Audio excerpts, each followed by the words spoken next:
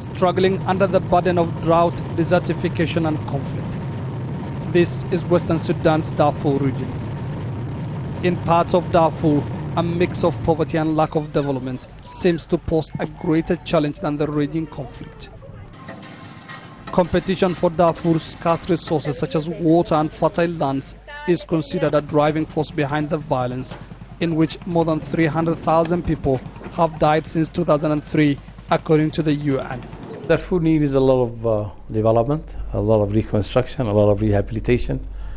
I think one of the major root causes of the problem was the marginalization and the lack of resources and the meager resource that's available in here, the lack of employment, the lack of proper infrastructure. The region has not been without international attention though. The Organization of Islamic Countries, OIC, announced in March this year an ambitious plan to resettle 2.7 million displaced people. But so far, only $850 million of the $2 billion needed for this scheme have been pledged. Most of the displaced people in this camp have lived here since the conflict began 7 years ago.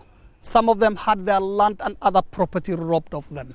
And it is the lack of anything to go back to more than the conflict that keeps them here, year in, year out.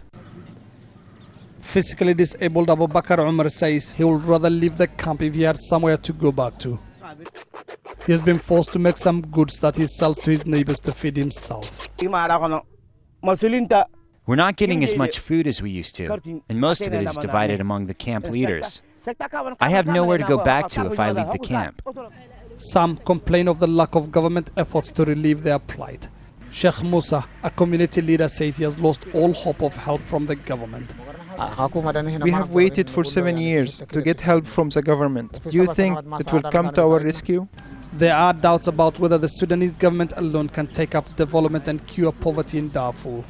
There is a severe shortage of almost every vital service. Little schooling exists outside the camps and medical attention is virtually non-existent.